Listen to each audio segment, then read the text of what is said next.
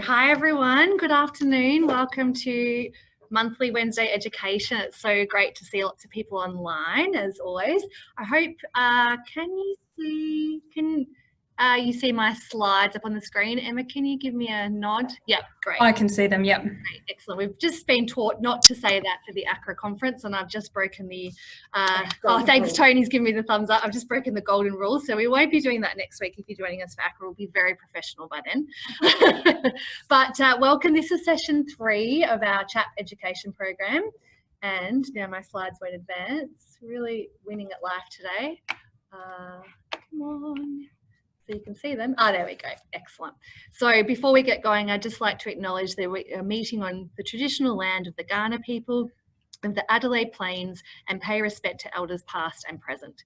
We recognise and respect their cultural heritage, belief and relationships to the land. We acknowledge that they are of continuing importance to the Kaurna people living today, and we also extend that respect to other Aboriginal language groups and First Nations. So great to have you all here. As you know, we run this program the second Wednesday of each month. However, this month it's a little bit tweaked because next Wednesday you'll all be at ACRA online with us having a wonderful time learning all the new science and all the things. So we've tweaked the dates a little bit this month.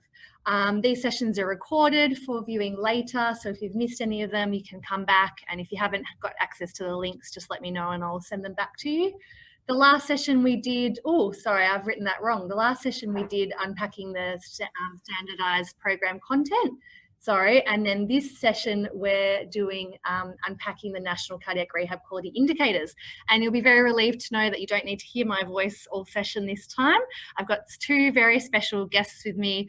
One sitting beside me, Associate Professor Carolyn Astley, who I'll hand over to shortly, and all the way from Queensland beaming in, thank you very much, Dr. Emma Thomas, who's a research fellow at University of Queensland, and both Carolyn and Emma have done a lot of this work, so they're the experts in this space, and certainly I'm not that. So next month we'll be meeting, I can't actually see my slide because I think it's September 9th, to talk about CHAP a little bit more and the CHAP manual. Great, if you can fix that, that'd be awesome.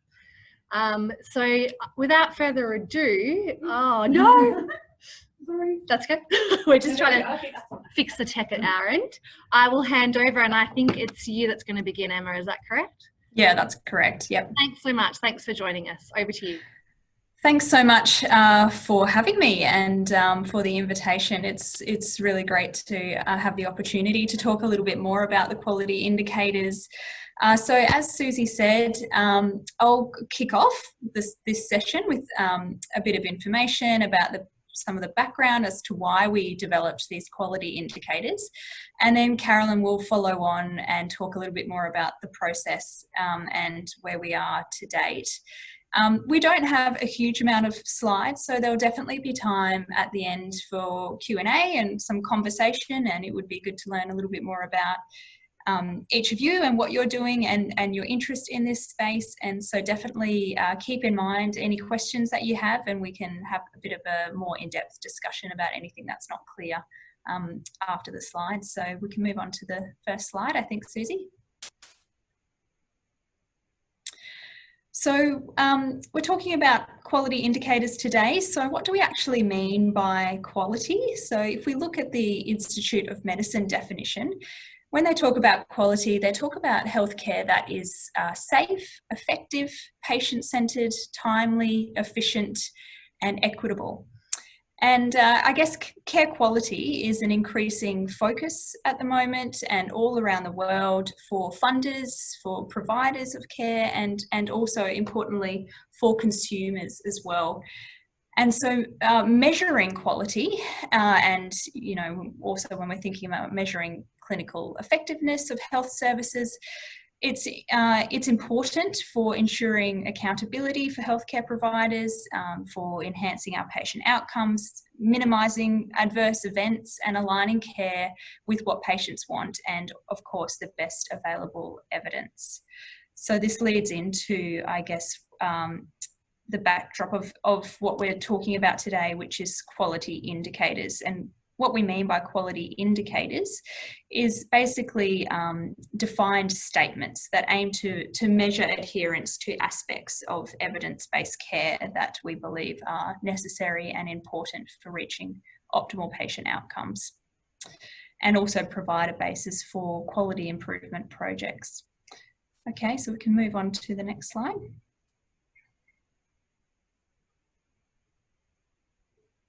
Coming. Let you all mull over those deep words. Oh dear. Let me see if I want to try it a few different ways. This happens. Ah, there we go. Okay, got it. And just move straight along, I think. Oh, yep, sure. Sorry.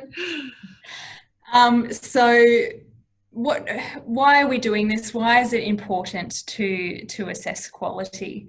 So firstly, it's to understand the state of play, and you know, when we're thinking about cardiac rehabilitation, we're thinking about things like who's attending, who isn't attending, what care's being provided, how does that relate to outcomes, what's working well. And I guess in collecting this information in a standardized and consistent way, we can also start to, you know, share successes and, you know, learn a bit more about what different sites and services are doing. And Carolyn's put together this map for us as well. So from what I understand, in South Australia, there's 42 cardiac rehab programs plus the telephone program. And that looks like that varies across sort of metropolitan areas where it's fairly condensed there, and the red dots, if you could see those on the screen, and then more out into the regional areas, and then sort of the GP hybrid provider models with the purple dots there that you can see. Next slide. So another reason for measuring quality is really about reducing variation in care. So this is really comes down to equity and wanting to make sure that every person has access to high quality evidence-based and timely care. So we're wanting to be able to measure this so we know if there is any variation in that care, and we're wanting people to, of course, be able to return to their best physical, mental and social conditions, and to do that we need to make sure that they're receiving the best possible care. Next. We know from the international literature and from countries like the UK, where they have been collecting data around cardiac rehab for a few decades now, so they have their national audit of cardiac rehabilitation. When they look at their data, they have shown that there is quite significant variation across their sites and services. So according to what they classify as their minimum standards, in a fairly recent paper, it's a couple of years old now, but they were saying that only 30% of sites were what they classified as high performers. And you can see there that there's quite a large amount of variability across those sites and services. Next. And I guess here in Australia, different states have been doing different things as to how they collect information about cardiac rehabilitation. I currently am in Queensland, where they have QCore, which is a statewide registry. But previous to this, I was based in Victoria, and we were running a cohort study there of about 406 patients post ACS, acute coronary syndrome. And from talking to them in interviews, it was very clear from the patient's perspective that there was a fair bit of variation in access and length of cardiac rehab. So people were offered quite different things. So from some people, you know, and I know this story is common, some people not being offered anything at all or being a glitch in the care, to other people that had attended cardiac rehab, had been offered and were going back, still going to the gym, you know, 2 years on. And that's, you know, and anything in between there. So we know in Australia that there's quite significant variability in the patient experience of cardiac rehab. Next slide. And of course, we're wanting to align what happens in practice with what we have available to us as far as best evidence care. So we have the core components here in Australia. We don't have clinical guidelines as per se, but we do have those core components. And more recently, we have the pathway to cardiac recovery, which sounds like you heard all about last session. So I won't dive any further into that, but Susie and I can talk your ear off about that as well, because we spent a lot of time putting that together. So next slide. There's also considerations, I guess, when we're thinking about how we measure and collect data in Australia. We want to make sure, first of all, that what we're doing is aligning from state to state, so that we can get, hopefully down the track, a bit of a better national picture of cardiac rehabilitation across Australia. But we also want to be thinking about how what we do here aligns with practices internationally. We know that the services that we run are quite different to other cardiac rehab services, definitely in other high income countries, compared to America and Canada. We have very short program lengths. So we want to be able to collect information so that we can compare what we are doing to what others are doing internationally, and how our patient outcomes compare as well. There is a body of work happening at the moment looking at developing international cardiac rehabilitation quality indicators and standards, and that's with ICCPR. So we're keeping abreast of what's happening in that space as well. Next slide.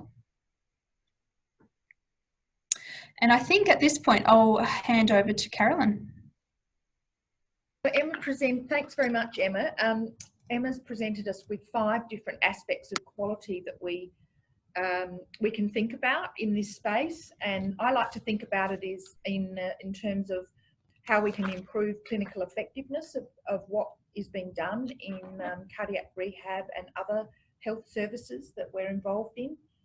So the 6th area is what we've sort of been talking about all along, is the establishment of quality indicators for measurement.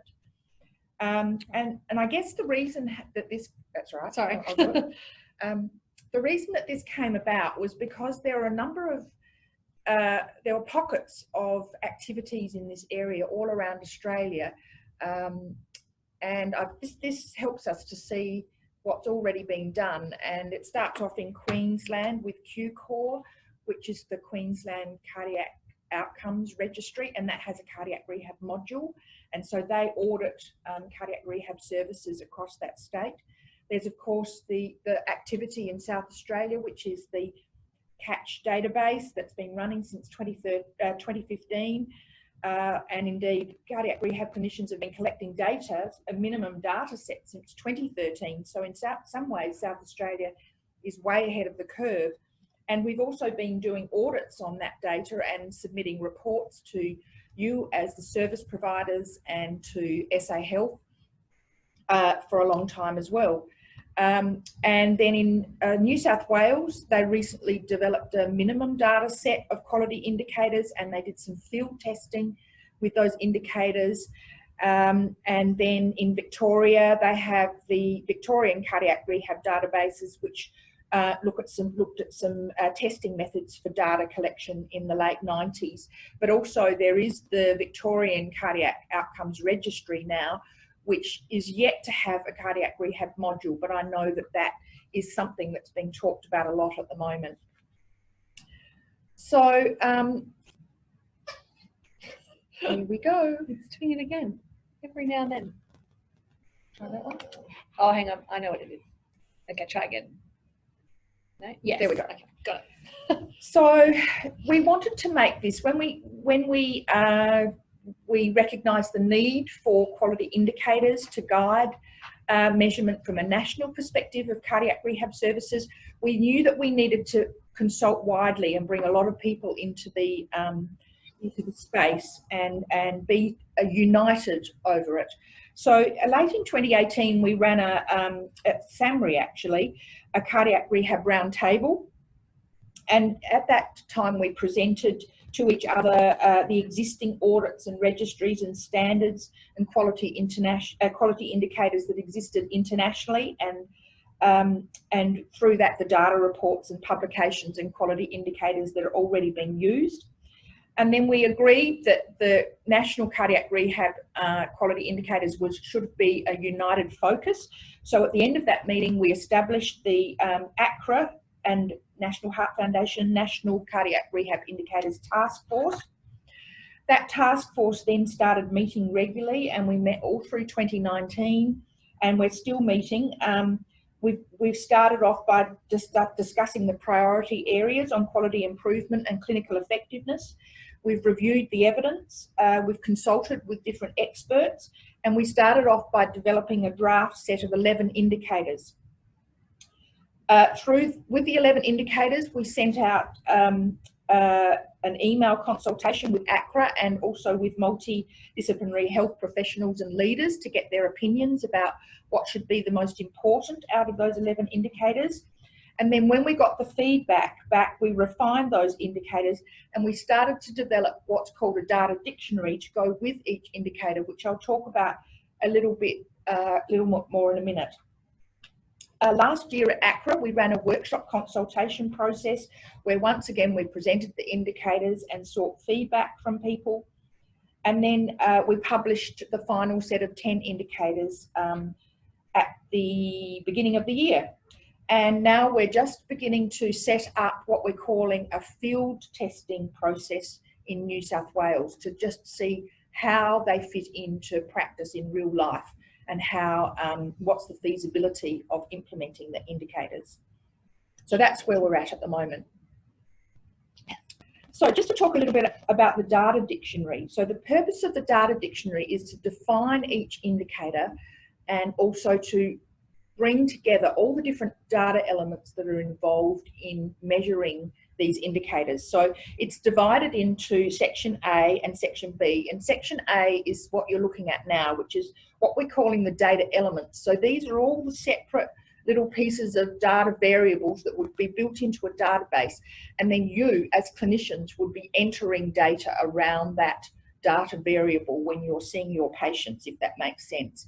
So we've brought all the different variables together and we've put them in that one table to make it easy for people to see what needs to be collected. Then and then Section B is the actual quality indicators themselves.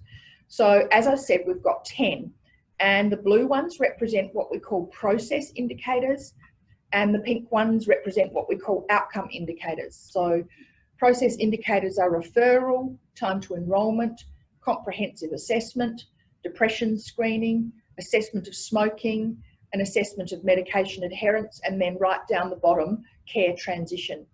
And then the outcome measures are the change in exercise capacity, change in health-related quality of life, and reassessment at the end of your program. So they're the 10 indicators that we've come up with through this sort of extensive consultation process that we did all through last year. And then just with it, going back to the data dictionary, I said Section A is the data elements. So Section B is explaining each of the indicators. So we define it. We talk about the different things that you would need if you were to measure it. We provide the evidence behind that indicator and the rationale for why we've included it in our data set of quality indicators.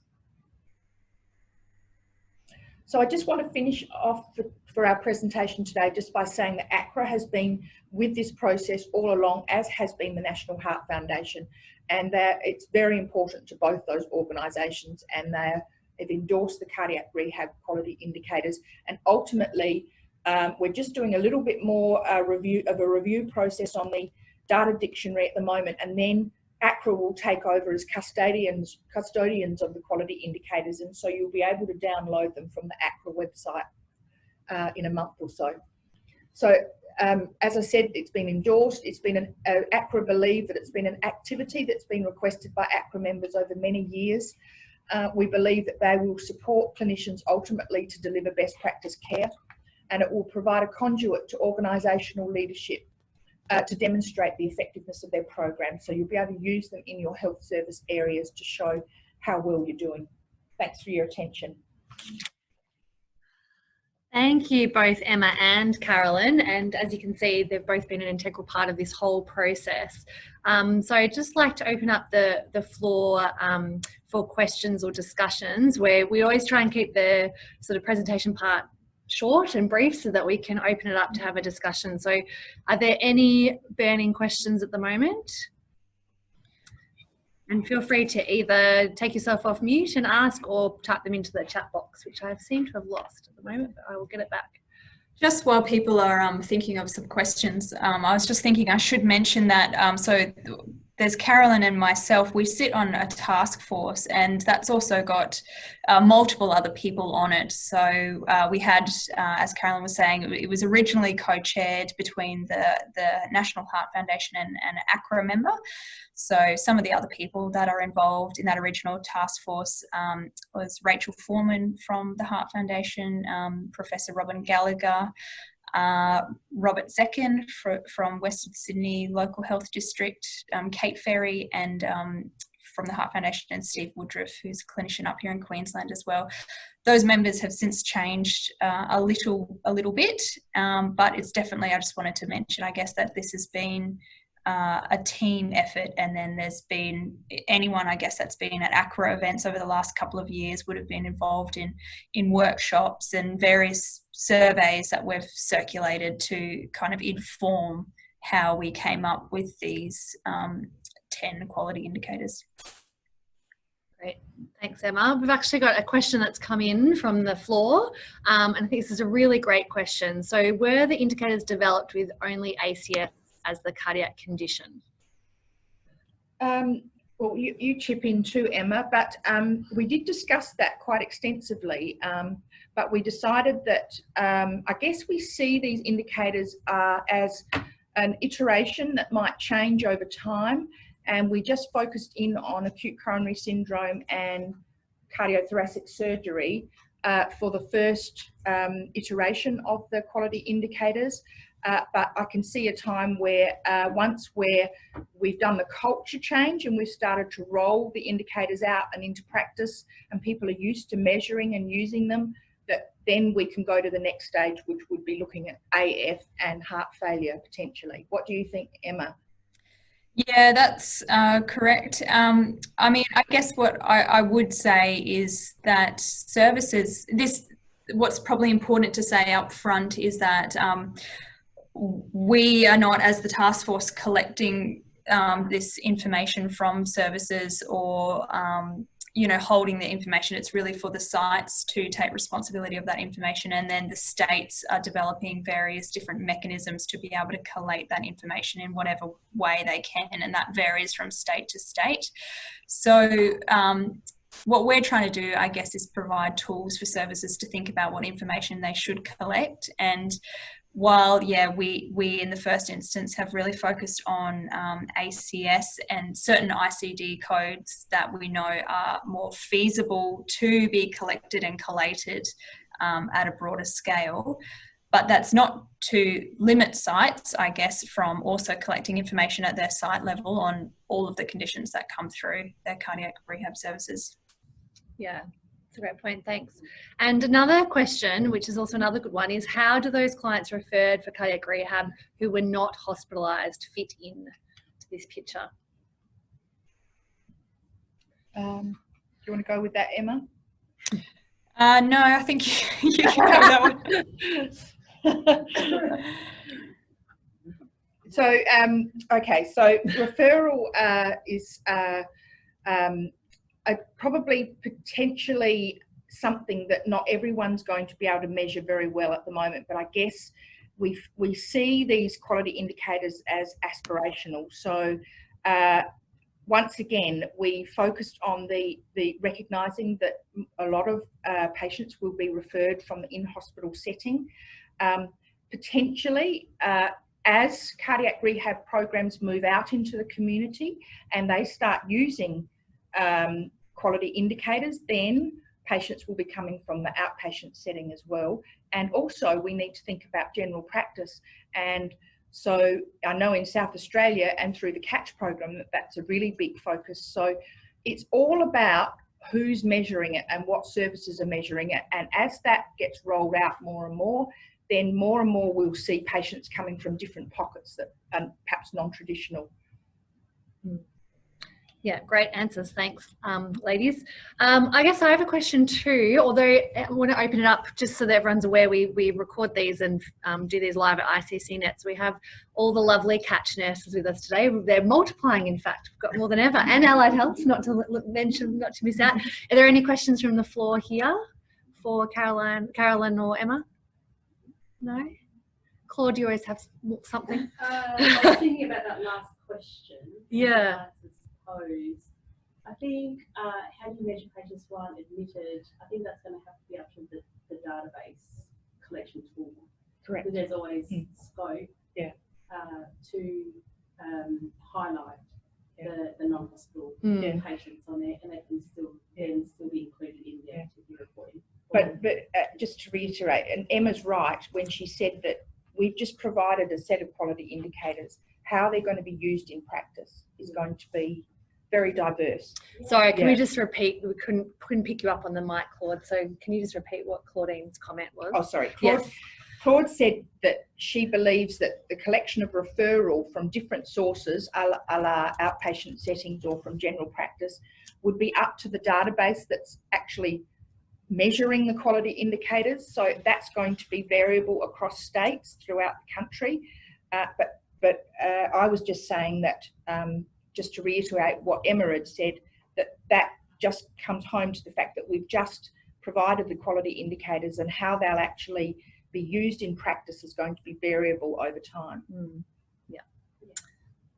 Another Good body of work though. That's been a long time coming. And I guess speaking to the body of work too, another discussion that's been happening in other meetings, but just so that everyone's on the same page, is, I guess this is a question for you, is how do the South Australian quality indicators translate into these national ones, and what's the next step there? So many of you may have heard me speak at the last South Statewide Cardiac Rehab Coalition meeting, which I think was about a month ago. I did present the proposal to merge the two sets of indicators together, for want of a better word. And I think a lot of you have given feedback, which I think Jan collected, and basically everyone's agreed that we should merge them. And so the ones that are the same will become the wording of the national quality indicators. There will be a couple of caveats. So I think in South Australia, we define completion as 70% or more of the program. We've done that all along, and I think we're going to keep that. But we'll also have the national quality indicators, which recognise that completion represents both a pre-assessment and a post-assessment visit. So we'll have both of those within the data set. So I think we've got the go-ahead, or Rosanna and I have got the go-ahead, to merge those, that set, and make them our own here in South Australia, with just a couple of differences, and they'll get endorsed with the Department of Health, with the Data and Information work group, and so we'll be able to then have our own set with the South Australian badge on it. Yeah, that's good. It is a good body. Yeah, I can flick it over to you. I should just add, it is a good body of work because it is finally a measure of cardiac rehab activity within the state, which has never really been done at all, really. And it holds services to account, and shows the credibility of cardiac rehab, that it started off as a bit of an adjunct service, but it's actually a service on its own that needs to be measured and reported on in order for it to continue to grow and continue funding it from all areas. Yeah. Thanks, Claude. Just people having trouble hearing, so we'll try and keep the speakers near the microphone. So I'm happy to flick it over to you again. I've had another question. Could you comment, Emma or Carolyn, on why the number of sessions attended has not been included?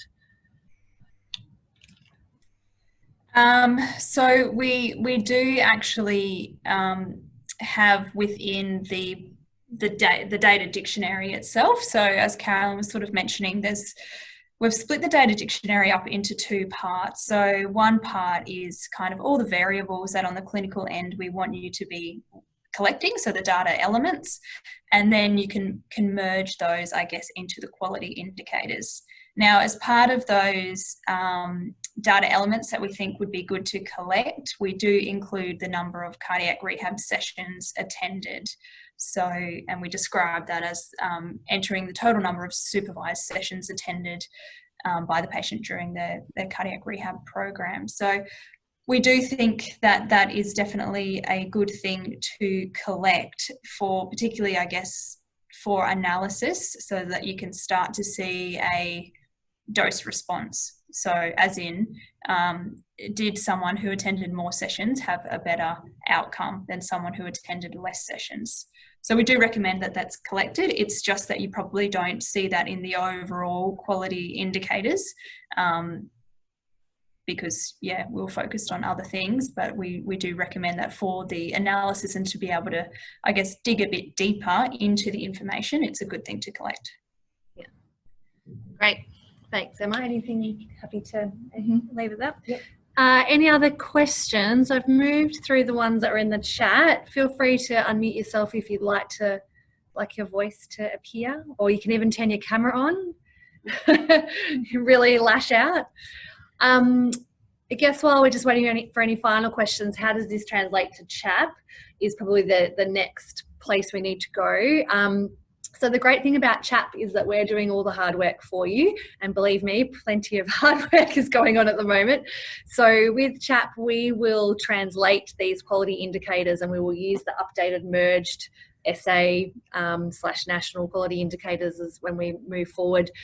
We will make sure that they're in what we're collecting with CHAP, which is really affectionately known as Catch 2.0, but the name of the study is CHAP and the name of the funding. So we will translate them across and they will be in the database, which will be just Catch 2.0. So we're building that at the moment. And then the other thing we're translating, which we spoke about last month, was that we're really translating the standardized content document as well, standardized practice content. I can't think of the proper name at the moment. Or the SPC as we affectionately call it. So we're translating both of those new key Australian national cardiac rehab documents for you guys. We're making, and this is what we'll talk about next month, we've made this beautiful clinicians CHAP manual. We don't think that that's going to tell you what to do in your job, but a lovely sort of resource to have that has got all of those documents translated across and operationalized, and also has lots of sort of ideas of resources for patients and things like that you might just want to have a look at. If next week in your program you're running the nutrition module, then you can go have a look at the manual, see what's in there. Is there something new that you can add to your practice? You can also use it as a resource to make sure that, yep, I'm covering all those things off. So I've got all the standardized content in there so I can feel reassured that I'm operating at national standards. So it's all there for you. So that's what we'll talk about next month. But basically, we wanted to unpack the SPC and the quality indicators in the last couple of months, and then we'll show you how we've operationalized those so that you can just pick up the document and run with it and, ensure that we're all giving quality and standardized care to all our cardiac rehab patients. So that might be a nice place to leave it, but very happy to take some final questions. If there's any. I think I'll just make a final comment there, just for any services that are, really looking into using this and field testing it. Just to be aware, I mean, we have released a paper and that does link to what was the original version of the data dictionary. But just as Carolyn was saying, we've gone through a pretty significant update of that dictionary, and at the moment it's sitting with a group in Canberra who are looking over that and standardising it to the national Australian media standards. And we plan to then, once that's updated and finalised, put that up on the ACRA website, and hopefully down the track also provide with that some sort of support around the data collection. So whether that's an Excel spreadsheet or a REDCap tool or something where you can kind of have these data elements built into some tool to facilitate services that don't have registries and things already up and running. So South Australia might be beyond that, but just to let people know, I guess, that those changes are coming and some of those developments are being thought through and are on the way. Yeah, that's great. And you're right, Emma, we've obviously got Catch, and then Chat will be a spruced up version of Catch, so we're very lucky here. There has been another question come through, which is fantastic, and a great question from Tony. How do you see the GPs using this model? So Tony, do you mean trying to put data into the quality indicators, or do you mean Chat more generally? Hang on, I'll just put everything down. There he is. Nice to see you. I'll speak to you. novel, but yes. Novel. I'm just looking at all the indicators and all the data collection and that sort of stuff.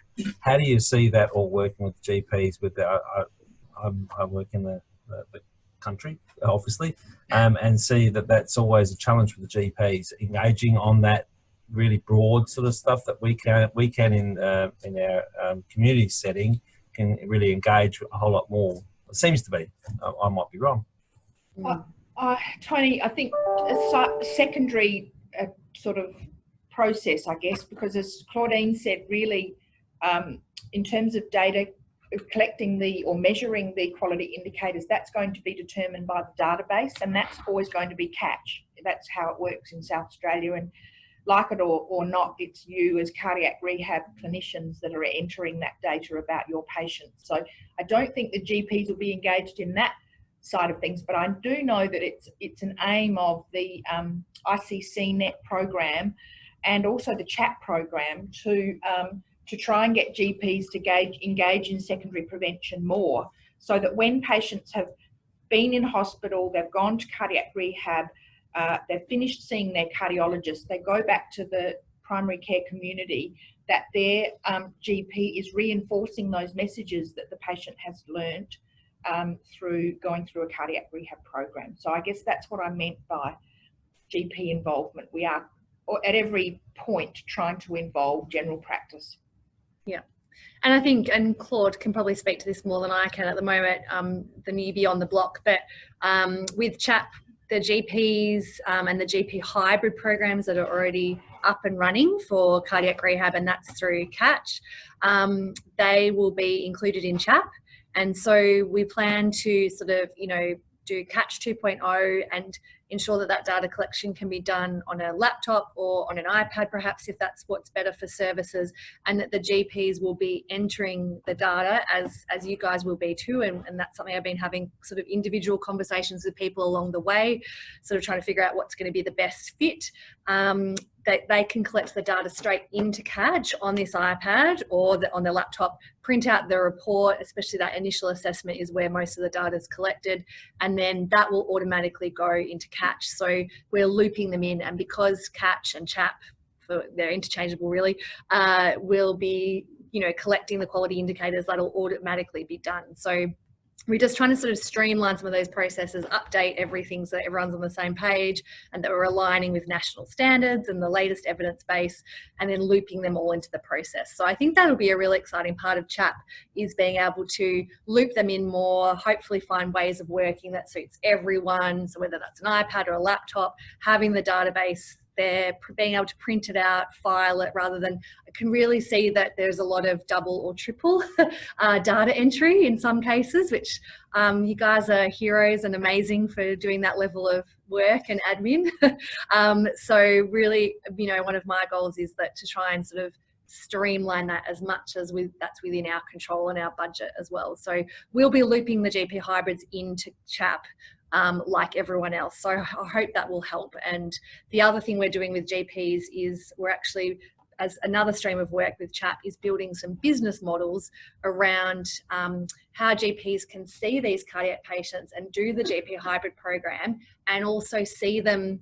This sort of phase 3 is pretty tough. There's not much phase 3 around, but see them. And our motto for CHAP is heart health for life. So how can we loop the GP into this sort of longer term management program and loop them into phase 2. They will have all the patients' data through Catch, and just keep that journey going and that continuity of care and that, you know, constant sort of behaviour modification, reducing risk factors for life. So we're trying to make sure that that is something that's financially feasible for them as well. So we're working with a great accounting company that specialises in GP practices, and they're currently building us some business models around Medicare codes and things like that. So, you know, obviously at the end of the day, it always takes money to get across the line. So we're just seeing if that will be something that will be helpful as well. So that's another piece of work that's going on. So lots of, while you might not be able to see much work at the moment, you will start to see it coming out at your end soon, but lots and lots of work going on behind the scenes, setting all of this up in the background. So yeah, I hope that was a very long-winded answer from both of us, Tony. I hope that answered your question. That's good. Yeah, I think there's certainly things that the GPs can only do, and there's things that we do that are, you know, working in partnership is always the best way. Yeah. But having been and talked to most of the vast majority of the GPs in the southeast, I know how hard it is to engage them sometimes, especially in the other business of all the other programs that they run. So having ways that makes it easy, and it sounds like that's what you're working towards, will help us and them, and at the end of the day, it helps the patients, clients, consumers the best. That's the main aim. Yeah, exactly. We're all here for the patients. That's exactly right. Yeah. Oh, yeah, Claude's just saying it's using things that are in place already, like GP management plans, and that's exactly what the business models are built around, is that GP management plan, using the practice nurse as well, looping him or her into that process. So the other thing that we've been able to do in the business models that we've been able to identify is, I'll be interested to hear from you guys about how accessible this is in regional South Australia, is the home medication check as well.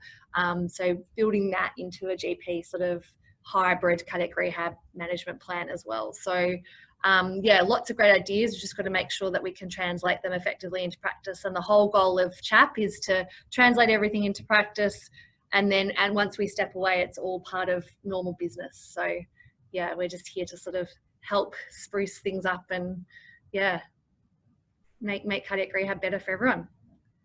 Excellent. So that's probably the longest session we've had. We've got 3 minutes left.